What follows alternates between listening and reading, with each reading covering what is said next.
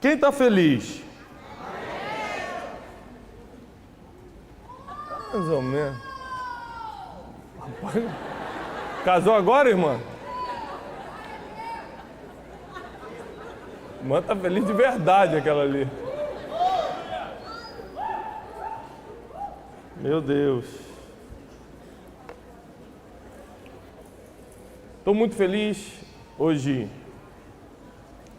Eu vim acompanhado do meu filho, José, e a palavra que Deus colocou no meu coração nessa noite, justamente, o envolve duplamente. Primeiro, que eu vou falar sobre a história de José na Bíblia, e segundo, porque nós vamos tocar muito no assunto de paternidade. Uma coisa que eu aprendo muito com meus filhos, e uma coisa que eu entendi uma vez, obrigado, querido, foi que você não pode mostrar para uma criança aquilo que você não tem intenção de dar. Quem tem filho pequeno aqui? Se tem filho, imagina vocês levarem seus filhos de vocês no Dia das Crianças. Dia das Crianças, está todo mundo falando na escola, está todo mundo comentando, é Dia das Crianças, liga a televisão, Dia das Crianças, né? No Dia das Crianças você leva o seu filho numa loja de brinquedo. Só que você não tem o dinheiro para comprar, você está levando só para ele ver. Você acha que isso existe? Você pode mostrar algo para uma criança que você não tem a intenção de dar? O que vai acontecer com essa criança? Ela não vai, ela vai revoltar, ela não vai entender, a criança não tem capacidade emocional, intelectual para entender essas coisas. E uma vez eu estava comendo chocolate na sala de casa e eu escutei minha filha chegando, a Júlia, e eu rapidamente escondi o chocolate. Já contei essa história algumas vezes, as pessoas riem, mas não é por egoísmo não. É porque quem tem filho pequeno sabe que quando está próximo ao almoço, à janta, você não pode dar doce, senão ele não vai comer. Tem coisas que você só vai entender depois se for pai ou mãe. Muitas coisas você só vai entender dos seus pais quando você tiver seus filhos. Não tem jeito. Essa experiência é única. Eu falei, nossa, se ela ver o chocolate, se eu deixar ela ver, eu vou ter que entregar. Então eu preferi esconder, porque ela não ia nem saber que tem, não ia pedir e ia almoçar normalmente. Quando você não tem intenção de dar, é melhor não mostrar. E exatamente assim é Deus Pai conosco. Ele só nos mostra o que Ele tem intenção de nos dar. Quando Deus mostrou esse local para o pastor Salles, é porque Ele já tinha intenção de dar, senão Ele não mostraria. Deus não é aquele carrasco que te leva na loja de brinquedo, no Dia das Crianças, te mostra um monte de brinquedo, mas não vai te dar nada. Ele sabe que nós somos crianças, Ele sabe que nós somos filhos, Ele sabe que nós dependemos dEle. E isso é fundamental, que você entenda que tudo que Deus tem te mostrado, seja em sonho, seja em visão, seja porque você consegue visualizar um pouco o futuro e você fala, nossa, um dia. Quem aqui já falou, um dia? Quem já falou essa expressão? Um dia. Se Deus deixou você ver isso, que provocou esse um dia, é porque Ele tem intenção de te dar. Se Ele vai dar ou não, depende de tanta coisa. Músico tem muito isso, né? Você entra na loja de instrumento, semana passada eu estava em Los Angeles, fui lá na Guitar Center. 4 andares de instrumento musical. E aí os músicos, rapaz, que só falta ajoelhar vendo as guitarras, vendo os pianos, vendo não sei o quê. E eu estava passando perto de um que falava espanhol e ele falou exatamente isso. Um dia eu vou ter essa Stratocaster, que era uma guitarra que estava assim disposta. Um dia eu vou ter. Eu não conhecia, só escutei ele falando, eu botei a mão no ombro dele e falei assim, olha, se Deus mostrou essa guitarra para você, é porque Ele já está com a intenção de te dar. Porque Deus não é carrasco, Ele é Pai. Ele tem te mostrado coisas, Ele tem te mostrado o futuro, porque Ele sabe que Ele pode te dar isso. Quando Deus mostra o futuro para José, em Gênesis 37, Ele tinha a intenção de torná-lo governador. Quando Ele mostra o fecho dos seus irmãos se dobrando diante do dele, Ele tinha a intenção de projetar aquele sonho na vida de José. O único problema é que a gente não consegue nem entender, nem sondar o coração de Deus, muito menos ver o futuro. E é por isso que a gente para na metade. Porque quando Deus começa um processo com a gente não consegue entender o próximo passo. Então a gente se acha perdido. Agora, através da história de José, queria que você abrisse comigo em Gênesis 39. Nós vamos entender alguns segredos que talvez lhe ajude muito a entender a sua situação atual. Gênesis 39 diz o seguinte: e José foi levado ao Egito. Tinha acabado de ser vendido. Com quantos anos ele foi vendido? Gente, com quantos anos José foi vendido?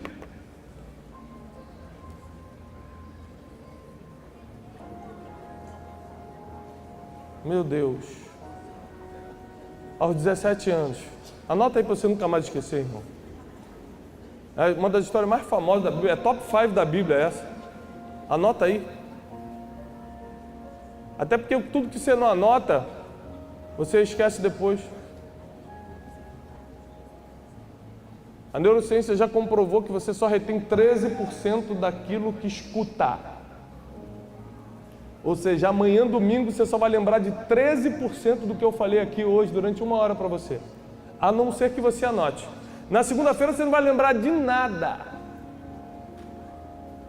Então, sempre quando você considerar importante algo que você está aprendendo, tome nota. Você vai ver que todos os homens e mulheres se destacaram, anotavam muito. Eu ando com um bloco de notas, que às vezes eu estou em algum lugar e me dá um insight, uma ideia, eu paro e anoto aquilo. Às vezes Deus me dá uma palavra, eu paro e anoto. Porque eu não me acho suficientemente inteligente para escutar uma palavra de Deus e achar que eu vou lembrar 1 hora depois. Eu anoto. Às vezes alguém me conta uma história que está me ensinando alguma coisa, eu pego, paro e anoto na hora. Eu falo, posso anotar isso que você está falando? Posso. Várias vezes. Porque eu sei que senão eu só vou reter 13%, eu quero reter tudo.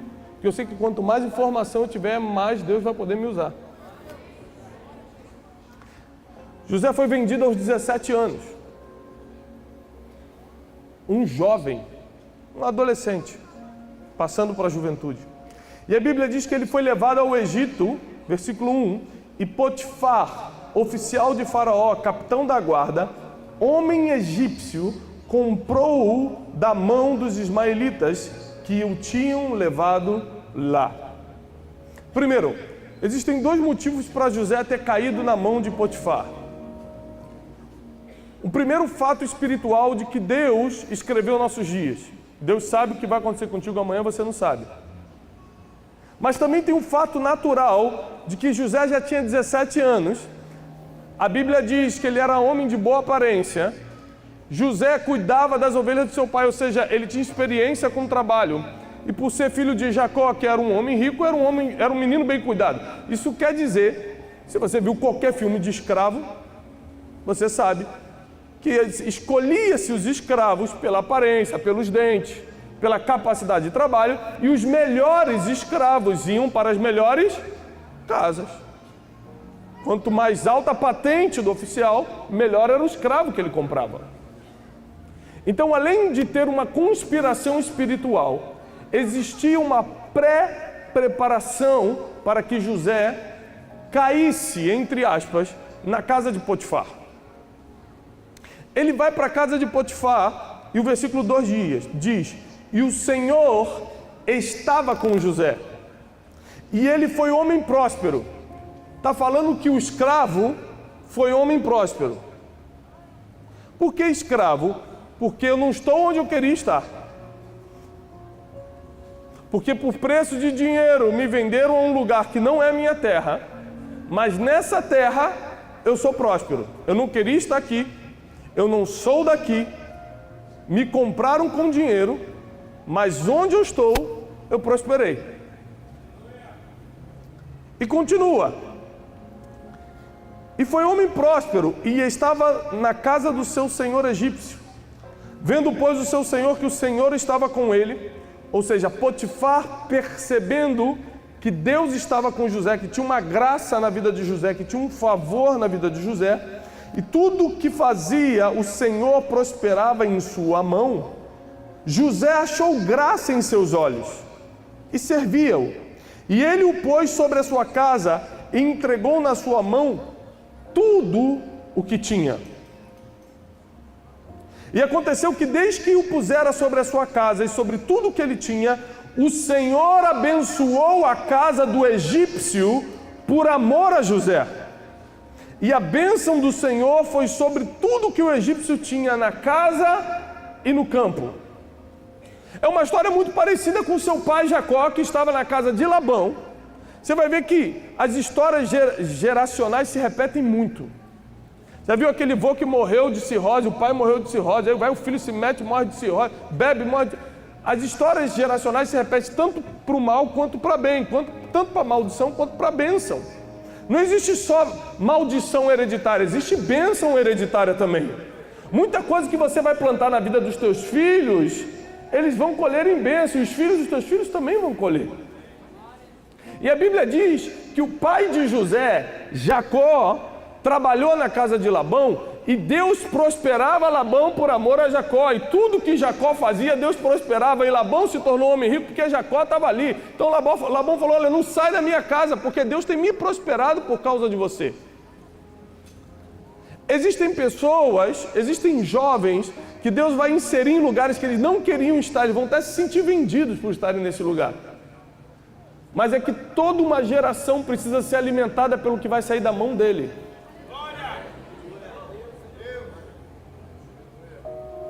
Existem lugares que hoje você está e não gostaria de estar. Existe emprego, às vezes você está no emprego hoje e você fala assim, poxa, eu não gostaria de estar nesse emprego. Às vezes você está num lugar, seja geográfico ou emocional, que você fala, poxa, eu não queria estar aqui. Engraçado, José também não queria estar na prisão. José não fez nada para estar na prisão. José não merecia estar na prisão. O único problema é que o homem que um dia o apresentaria a Faraó estava na prisão. E Deus precisa te colocar no lugar onde as pessoas que vão soprar o teu nome diante de reis estão. Então não são lugares que você merece estar, são lugares onde as conexões que vão criar o teu futuro estão. E a vida continua, dizendo no versículo 6, e deixou tudo que tinha na mão de José, de maneira que nada sabia de tudo que estava com ele, a não ser do pão que comia. José era formoso de porte e de semblante. E aconteceu depois destas coisas que a mulher do seu senhor pôs os olhos em José e disse, deita-te comigo. Mas ele recusou e disse à mulher do seu senhor, eis que o meu senhor não sabe o que há em casa comigo. E entregou em minha mão tudo o que ele tem. Ninguém é maior do que eu nesta casa.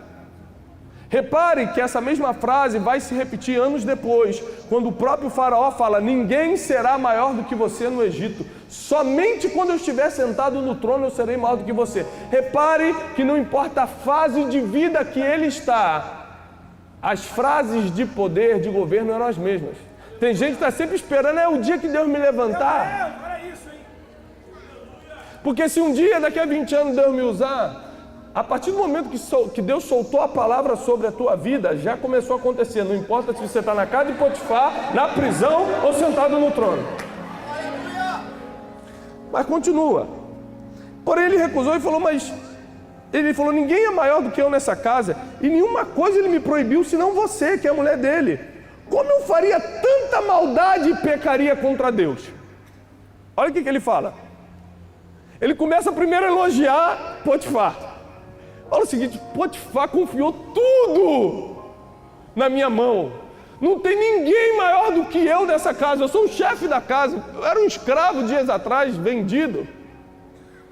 Agora eu sou o mordomo de tudo isso aqui.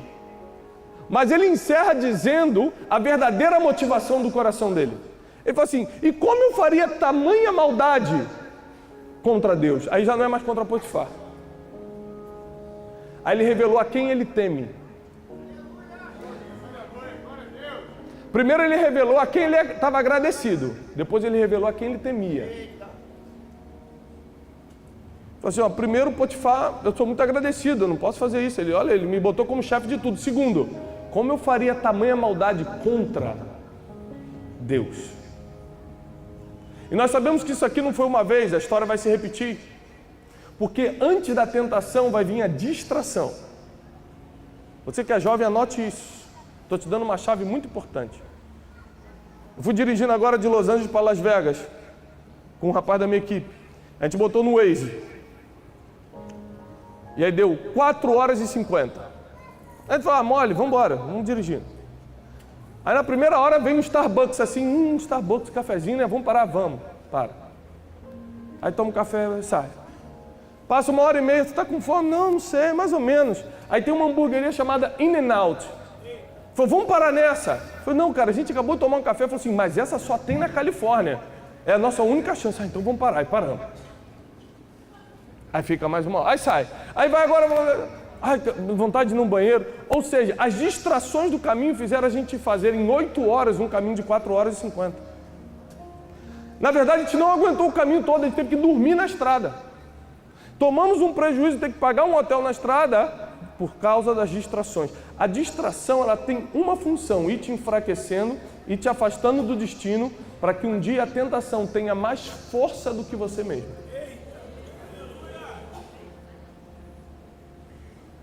Só que José, eu vou te explicar quem é José aqui, que talvez você não tenha percebido. Com quantos anos ele foi vendido? 17. Agora todo mundo aprendeu. Até os 7 anos, isso é psicologia, qualquer um pode estudar isso. Até os 7 anos de idade, o seu caráter é formado.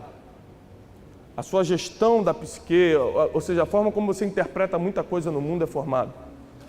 Ou seja, por causa do ambiente que eu fui criado, dos pais que eu tive, pelas experiências que eu tive na infância com Deus e tudo, você pode ficar todo dia botando droga na minha frente que eu nunca vou usar drogas. Por que uns usam e outros não? Depende de como você interpreta, dos teus filtros mentais, daquilo que você viu na infância. Eu estava vendo um seriado na Netflix chamado El Chapo, que é a história de um grande traficante mexicano. Mostra que na infância dele ele queria a aprovação do pai e não tinha.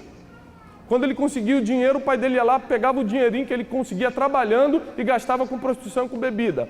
O pai dele falava para ele, você não vai ser nada, rapaz, você nunca vai ser chefe, me dá isso aqui. Batia nele, fazia um monte de besteira. O único que aceitou ele na infância foi justamente o traficante da região. Que quando deu a melhor roupa, tudo. Aí o que ele via? Cocaína, matança e tal.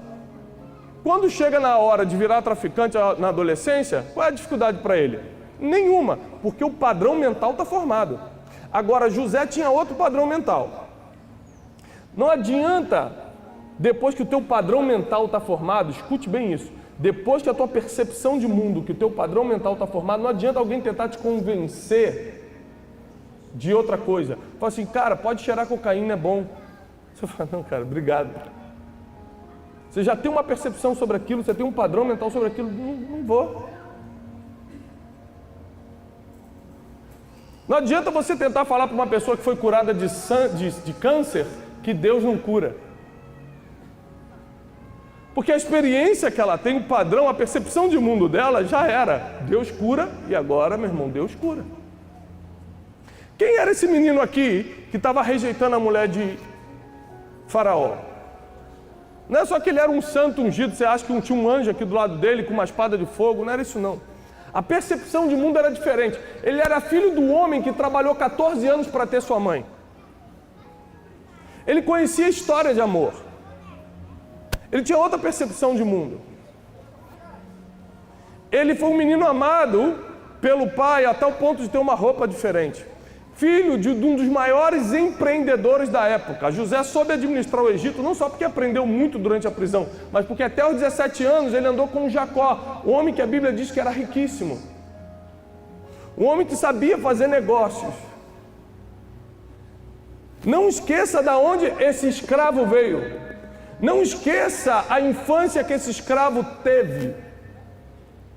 A Bíblia diz em Gênesis 33... que Jacó está separando a família dele, cheio de medo, porque seu irmão Esaú, que ele não via há anos, está vindo com 400 homens contra ele.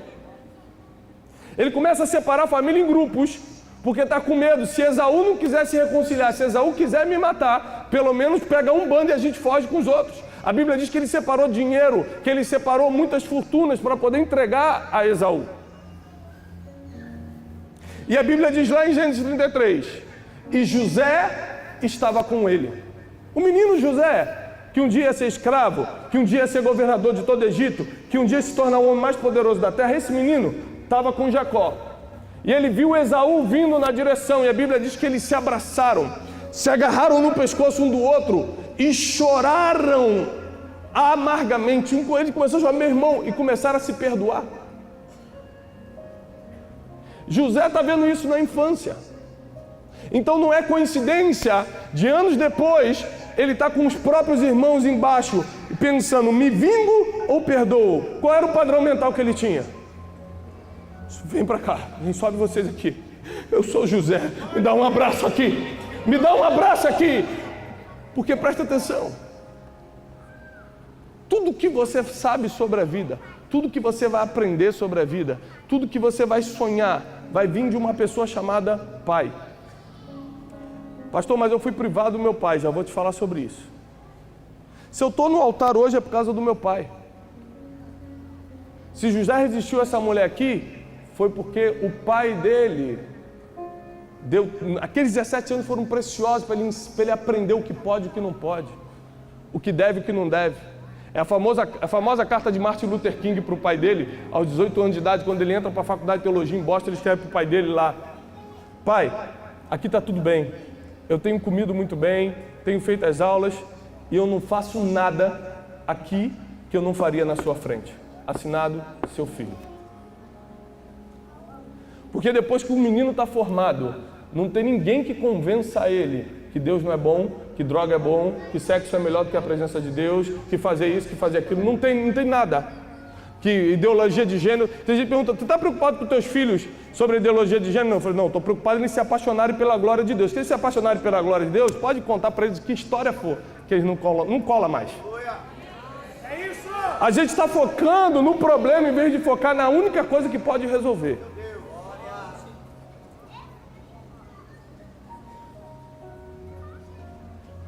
José, ele vai se tornar um homem mais poderoso em poucos anos, só que ele não sabe disso. Você acha a história de José bonita porque você conhece o final. José aqui não tinha a mínima ideia do final. Você acha interessante porque você sabe que aos 30 anos de idade ele vai ser governador do Egito. Você acha um sofrimento, ele foi vendido com 17. Assume o Egito com 30. Ele sofreu, entre aspas, quanto tempo? É uma conta difícil, realmente. 13 anos. Realmente, eu vou ajudar. 13. A Bíblia diz que ele morre aos 110 anos. O que é sofrer 10, 12% da vida e ter 88% da sua vida governando? Tem gente que quer inverter, adora inverter. Vou sofrer 88% para ficar 12% aproveitando. Ô, glória!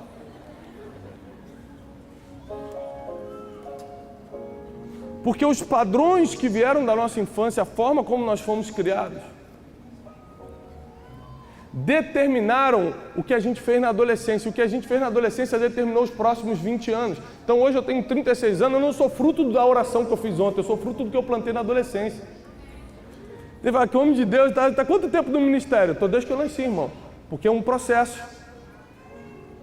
Cada não que eu dei, cada sim que eu falei no altar, cada passo que eu dei para trás, quando Deus me pedia, vem para trás.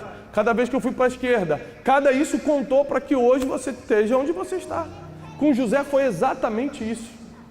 Ele era filho de um homem que preparou na sua casa um ambiente para ele ser governador, ainda que nem tivesse ideia disso.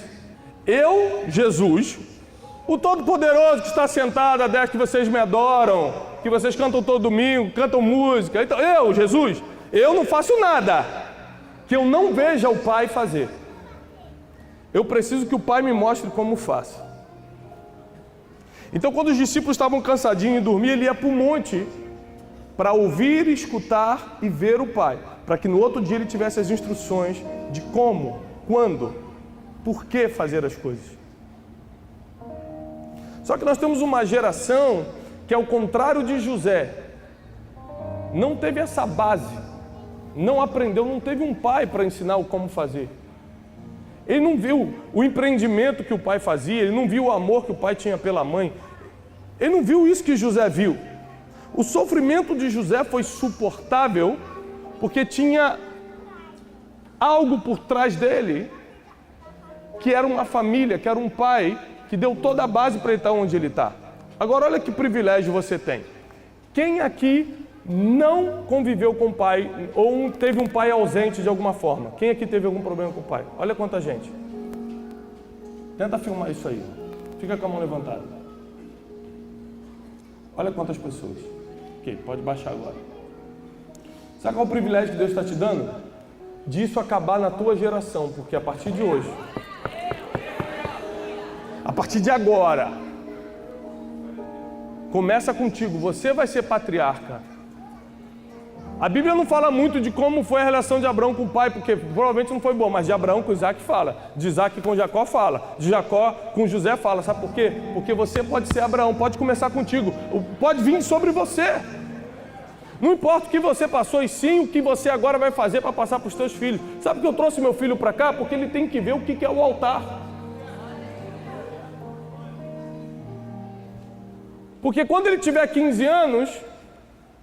os problemas que o mundo vai ter, eu não vou ter preparação nenhuma para evitar. Eu não tenho como evitar o que falam para ele na escola. Se ele não se apaixonar por isso aqui primeiro, se ele não amar a palavra, se ele não amar a forma como eu trato a mãe dele, se ele não amar a forma como eu educo ele, qualquer coisa lá fora vai levar ele depois. Ninguém levou José. A Bíblia não diz que tinha anjo do lado dele. A Bíblia não diz que tinha algo uma bolha sobrenatural. A Bíblia só diz que ele era filho de Jacó. E o Senhor estava com ele. E é por isso que o inimigo trabalhou muito para deturpar, inclusive, a paternidade espiritual. Porque para quem não teve pai natural, automaticamente Deus coloca uma paternidade espiritual para suprir. E veio tantos abusos com isso, com essa paternidade espiritual, com isso, com aquilo, com cobertura. Porque tudo que é verdadeiro, o inimigo começa a levantar um monte de falso para confundir. Se Deus quer levantar um apóstolo na geração, o inimigo ordena 2.000 de um dia. Para virar moda, para ser comum e confundir as pessoas. A Bíblia continua dizendo que José, não tocou na mulher de Potifar. Vou pular essa história para ir ganhando. E aconteceu, versículo 19. Ouvindo o seu senhor as palavras de sua mulher, o que falava, dizendo, conforme a estas mesmas palavras me fez teu servo, a sua ira se acendeu. E o senhor de José o tomou e o entregou para a prisão, no lugar onde os presos do rei estavam encarcerados. Assim ele esteve ali na casa de cárcere. José foi preso injustamente. Aí a Bíblia diz, alegrai-vos quando vocês forem perseguidos por causa do meu nome.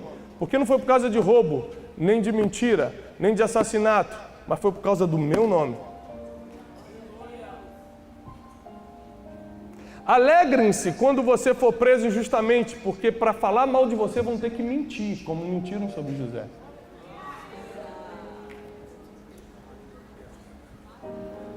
Para falar mal de você vão ter que mentir. Aí a Bíblia diz que tudo bem. Entregaram ele na prisão. Versículo 21. O Senhor, porém, estava com José. E estendeu sobre ele a sua benignidade, deu-lhe graça, favor aos olhos do carcereiro mor. E o carcereiro mor entregou na mão de José todos os presos que estavam no cárcere. E ele ordenava tudo que se fazia ali. E o carcereiro mor não teve cuidado de nenhuma coisa que estava na mão dele, porque o Senhor estava com José. E tudo o que ele fazia, o Senhor prosperava. José começou a entender que é o seguinte, já entendi. Não faz diferença se eu estou na casa de Jacó, se eu estou vendido num buraco, se eu estou ali sendo vendido para Potifar, se eu estou na casa de Potifar, se eu estou na prisão, o Senhor está comigo e eu estou governando. Ele percebeu que a promessa era mais forte que as circunstâncias. Mas a gente foca tanto na circunstância. Não, eu estou preso, Deus não está me vendo aqui na prisão. Não, claro, você tem que ficar um tempo aqui para conhecer o cara que vai te apresentar a Faraó. Só que Deus mostra o destino, mas não revela o processo.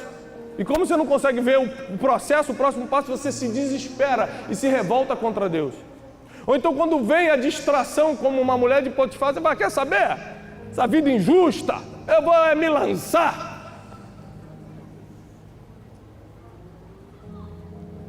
Mas quem sabe de onde veio e quem sabe a quem está servindo, não se entrega às distrações da vida. Uma das melhores definições de foco é saber dizer não. Porque muitas propostas vão chegar na tua mão que nem são pecado, mas um dia vão ser. E enquanto elas não são, ela vem só para te distrair. Existem muitas situações que parecem ser maravilhosas, mas é só para atrasar você no caminho, para que você não chegue no destino a tempo. É aquele Starbucks da estrada, fala, meu Deus, que café delicioso, vou parar só. Já atrasou mais meia hora. Foi gostoso? Foi, mas atrasou o destino. Deus vai ter misericórdia, vai me deixar chegar no destino? Vai, mas vai chegar atrasado.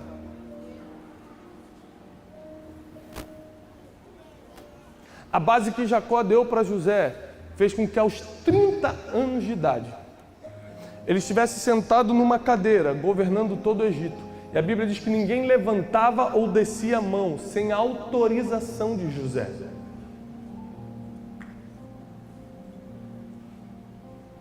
Quando Deus começa a contar a história de Jacó, ele primeiro cita o nome de José.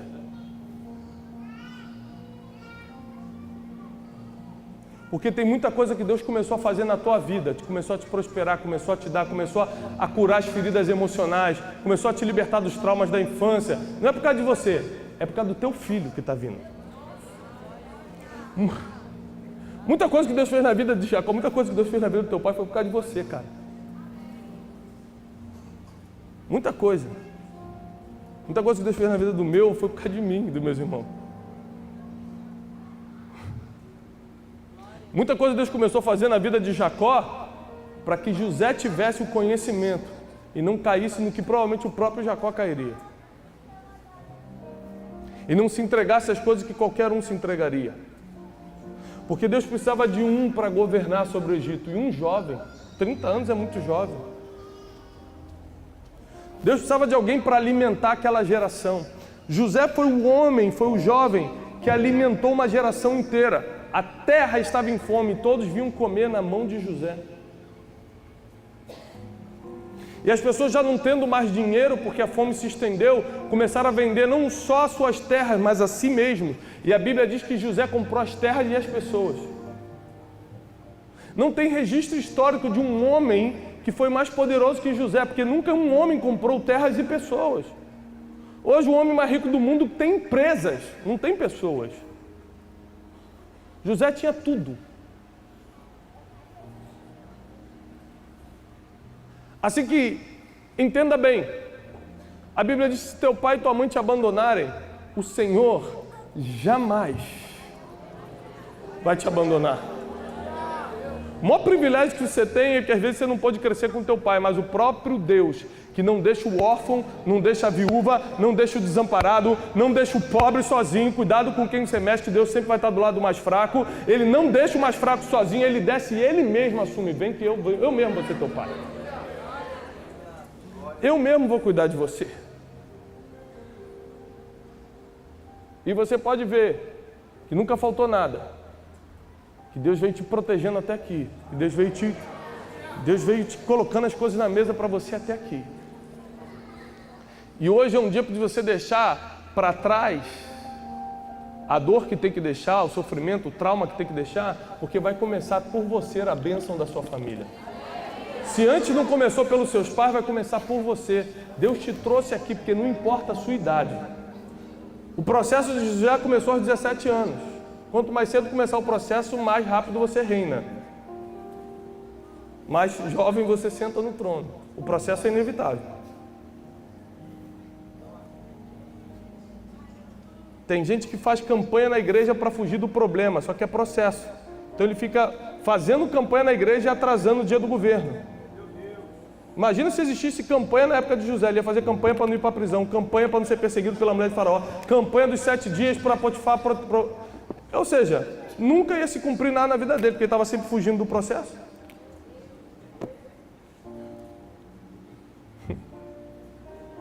Deus te trouxe hoje aqui porque você vai entender que nós somos reflexo daquilo que fomos expostos na infância. Nossa percepção de mundo, a forma como nós vemos as coisas. José se tornou o que se tornou por 2 coisas: pelo que aprendeu com o pai e porque o Senhor era com ele. São 2 coisas que eu preciso hoje entender, que daqui a 10 anos, eu tenho 46, meu filho tem 15, hoje ele tem 5, vai fazer 5. Então, se eu não for o pai dele agora, se eu achar que meu ministério é mais importante que a paternidade que eu tenho, se eu achar que meus seguidores, que isso ou que aquilo é mais importante que ficar em casa pastoreando meus filhos, daqui a 10 anos a conta vai chegar. E eu ainda vou ser novo, vou estar cheio de vontade de servir a Deus, mas meus filhos não vão estar comigo. Porque o que eu atendo de gente que hoje é influente, que hoje são homens e mulheres de Deus, mas os filhos não querem estar com eles, são muitos. São muitos. Nós não seremos assim. O projeto de Deus, do início ao fim, foi de pai para filho. Deus tem uma responsabilidade contigo em relação aos teus filhos. Você pode ver que tudo que o inimigo faz, toda a trama do maligno é para tirar o pai de casa. Porque o inimigo não precisa destruir a família se ele tirar o pai de casa. Se ele tirar o pai de casa, ela se auto-implode, a família se destrói.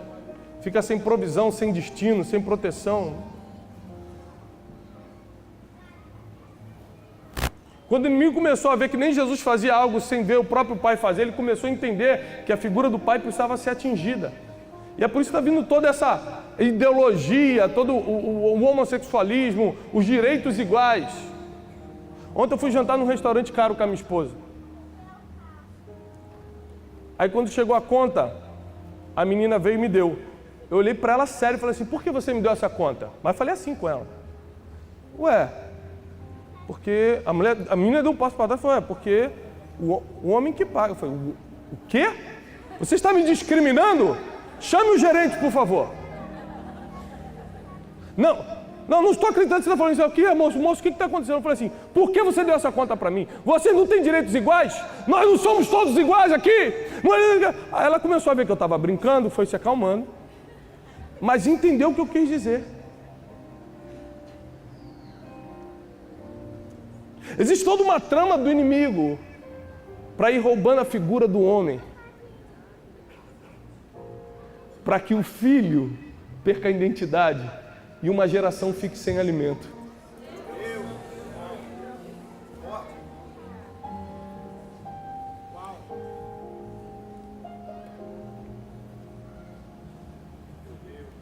Porque eu vou ter minha história como pai, eu posso ter a história de Jacó.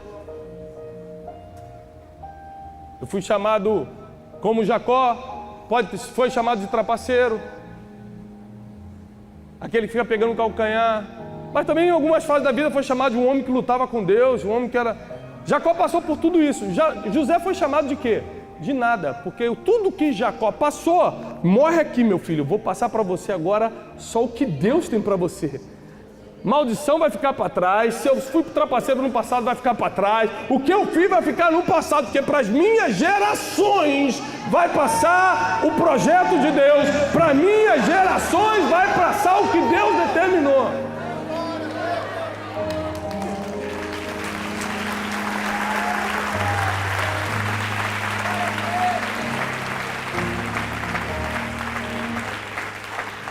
Com 17 anos, vou repetir o versículo. Com 17 anos, versículo 1 do 39, nós já lemos. Versículo 2. E o Senhor estava com José e foi homem próspero. Com 17 anos, ele é comprado por Potifar e se torna um homem próspero. Aí a Bíblia diz que anos depois ele tem um filho. E aí as pessoas perguntam assim, por que você está botando o nome dele? Por que você está botando esse nome? Ele falou assim, porque Deus me prosperou em terra estrangeira. Olha só, no primeiro ano que ele chega na terra de escravidão, Deus já começou a prosperar ele por causa de Manassés.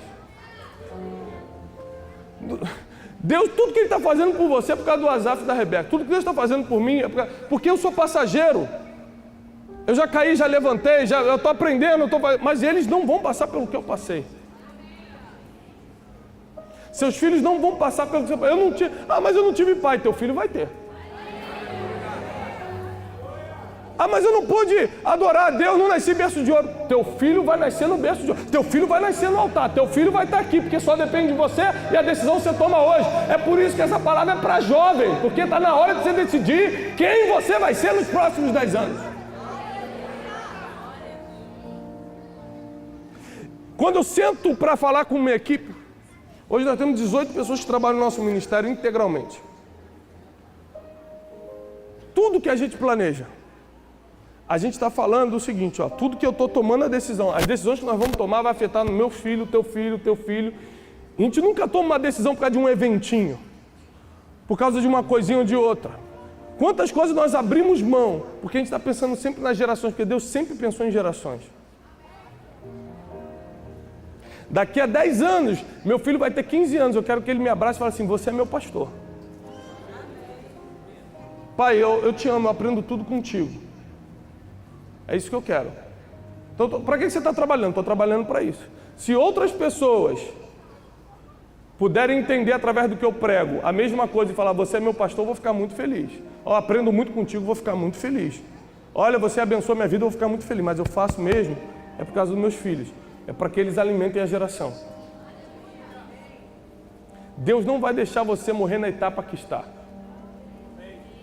Por quê? Escute isso. Para José, que estava vindo da escravidão, a casa de Potifar era um sonho. Sou jovem, minhas emoções estão à flor da pele. Eu estava para ser vendido como escravo, agora eu estou governando uma casa e está ótimo.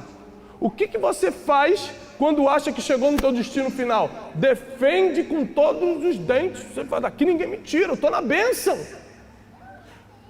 Você percebe que não está na bênção quando as distrações e as tentações são maiores do que o lugar que você está.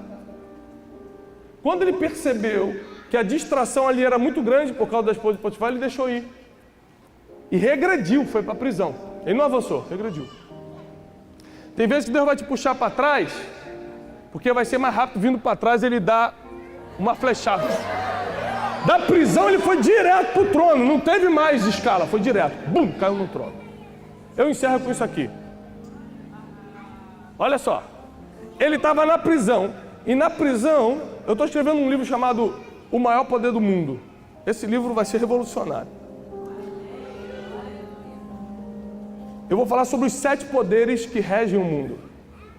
Esses 7 poderes não foi só uma revelação divina. Eu entrevistei 100 líderes mundiais, viajei 45 países para descobrir quais são os 7 poderes que realmente movem o ser humano. Por que você acorda de manhã e sai para fazer? O que os maiores e os mais históricos heróis fizeram? Ou seja, quais foram os poderes que moveram esse homem? Esses homens. 2, José tinha todos, mas 2 se manifestaram na prisão. Olha que interessante, 2 se manifestaram na prisão. Primeiro, ele fez uma conexão. Ele se conectou a pessoas, ele montou uma networking. Agora presta atenção, o que é se conectar com uma pessoa? Não é eu conhecer o Tom hoje, ele anotar meu WhatsApp e falar assim, ó, vamos trocar o WhatsApp, pronto, agora eu conheço o Tom, ele me conhece. Isso não é conexão, não. Conexão é quando é aquilo que aconteceu com Jonatas e Davi. A alma de Jonatas se conectou com de Davi. E aí Jonatas está pensando mais em Davi do que nele. E quando ele escuta que o pai vai matar Davi, ele fala assim, olha, eu vou trair meu próprio pai, vou trair o rei de Israel, mas não vou deixar Davi morrer. Isso é uma conexão. Conexão é quando você tem coragem de estar aqueles 3 minutinhos diante do homem mais poderoso da terra, sendo apenas um copeiro, apenas um garçom, e diante de Faraó lembrar de citar o nome de José. Conexão é quando alguém tem coragem e amor suficiente para te citar diante de poderoso. Fala assim, ó, você precisa conhecer o fulano. Entendeu? Isso é conexão. Isso é networking. José conseguiu montar isso dentro da prisão. Que ele podia estar assim, o que eu estou fazendo no meio desse bandido? Eu não merecia estar aqui. Mas como a saúde emocional dele estava em ordem por causa do pai que tinha, por causa da onde veio, por isso que a origem acaba determinando o destino. Ele estava na prisão fazendo contato. Então as conexões foram o tubo que levaram ele para dentro da sala de Faraó. Mas o que colocou ele lá? A sabedoria para resolver problemas. Então tem dois poderes aqui. José tinha todos, mas eu quero falar só de dois. O poder das conexões e o poder da sabedoria. As conexões colocaram ele ali, mas a sabedoria foi um motivo pelo qual ele estava ali. Porque Faraó tinha um problema para resolver e esse copeiro falou, tem um homem lá na cadeia que pode resolver. Ele tem sabedoria para resolver esse problema. José vem e resolve o problema. E quem resolve o problema difícil recebe o governo. Ele recebeu o governo. Agora, o mais engraçado é que quando ele entra na sala de Faraó, a Bíblia diz assim, ó, e Deus deu graça. Repete comigo, Deus deu graça a José diante dos olhos de Faraó. Aí aquele escravo, prisioneiro, com roupa de prisioneiro, com cheiro de prisioneiro, entra na sala, Faraó olha para ele e olha a primeira pergunta que Faraó faz: quem melhor do que você? Aí o prisioneiro se olha assim: eu? Quem melhor do que você para governar todo o Egito? Porque quando Deus dá graça para você, não importa que faculdade você veio, não importa quem foi teu pai, não importa que bairro você nasceu, quando Deus dá graça para você, os poderosos perguntam, quem é melhor do que você para ter o que eu tenho agora? E passa para você. A história de José parece muito com a sua, em algum lugar. Seja lá no início com Jacó, seja no momento da prisão, seja na mulher de Potifar, seja na hora que ele senta no trono. A história de José é a história do ser humano. Se encaixa com a sua em algum lugar. Por isso que Deus te trouxe aqui hoje. Porque Ele quer que a gente coloque os olhos no que realmente importa. Deus te trouxe até aqui porque Ele quer te colocar no tempo certo sentado no trono. Se estava escrito seria aos 30 anos, não pode ser aos 35 nem aos 40. Às vezes você já passou, já era para estar sentado, já era para estar governando o que era para governar. O sonho que Ele te deu lá atrás já era para ter acontecido. Nós vamos sair hoje das desculpas. Nós vamos sair hoje dos coitadinhos. Ah, mas é coitado de mim. Vamos sair hoje do vitimismo. E nós hoje vamos dar um novo destino para a nossa caminhada aqui na terra, para o nosso ministério, para os nossos filhos, para tudo que Deus confiou na tua mão. O que Deus confiou na tua mão? O que Ele confiou na tua mão? O que Ele confiou na tua mão? Na época, Davi era um adolescente da idade de muitos que estão aqui, ele confiou as ovelhas do pai. Aí vinha urso, ele matava urso por causa das ovelhas do pai. Porque o que Deus confiou na tua mão é para você proteger. O que eram as ovelhinhas, as poucas ovelhas do pai para quem seria o grande rei de Israel? Nada. Mas naquela época era o que Deus confiou na mão dele. O que Deus confiou na tua mão hoje? É isso que você tem que proteger. Tem gente que está sonhando tanto com o futuro que esquece do que Deus colocou na mão agora. José sabia respeitar os processos, por isso chegou onde chegou. Você também vai respeitar. Você não vai mais fugir de problema, agora você vai resolver os problemas. Aí teu chefe vai olhar para você e vai falar assim, rapaz, quem melhor do que ele para assumir a gerência dessa multinacional? Cai um problema, todo mundo corre, ele vai e resolve, ou ele é maluco ou ele é o próximo gerente, é um dos dois. Deus vai te dar capacidade para fazer as coisas. Deus vai suprir a ausência de pai se você, caso teve. Se não teve, se precisa só de uma restauração, Deus vai restaurar. Aliás, hoje é um bom dia para você honrar teus pais. Se você tiver oportunidade, se eles estão vivos, liga para eles hoje, honra teus pais, honra teu pai e tua mãe. Eu deixo sempre meus filhos verem como eu honro a vida dos meus pais, para que eles saibam. Porque quando ele tiver 17 anos, o mundo pode apresentar o que for para ele, ideologia de gênero, já vai ser tarde demais. Eu falo, diabo, já era. Eu já ensinei. Eu fui pai dele, agora eu quero ver você mudar a cabeça dele. Agora eu quero ver você falar que isso aí é melhor do que a glória de Deus, é melhor do que o altar, é melhor do que o amor da família. Quero ver você mostrar, quero ver. Vai chegar uma hora que a gente vai inverter quem vai ficar com medo. Hoje a gente está com medo. Ai meu Deus, será que isso vai entrar na nossa casa? Será que o demônio vai pegar nossos filhos? Será que a ideologia... Hoje a gente está com medo, vai chegar um tempo que o diabo vai ficar com medo da gente. Porque a gente vai treinar nossos filhos e vai botar eles na rua.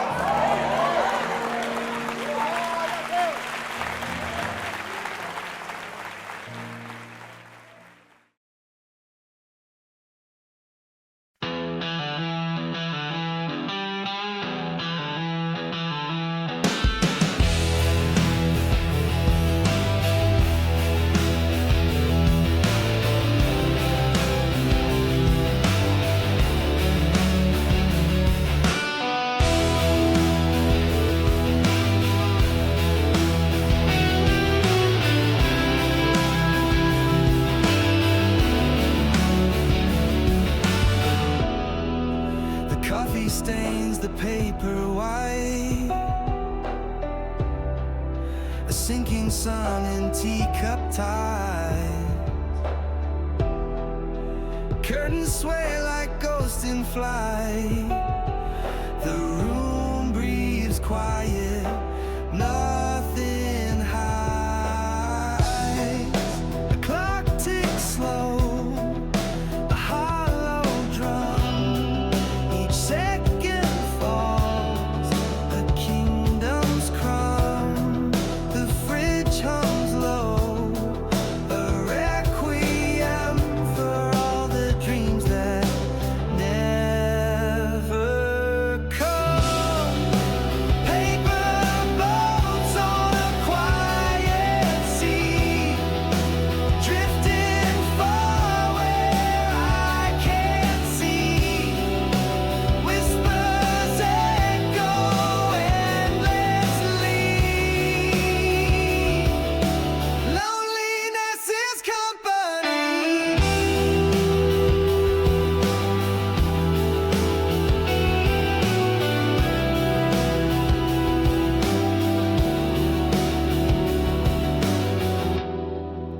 single moth taps at the pane. Its dusty wings a fragile flame. Outside the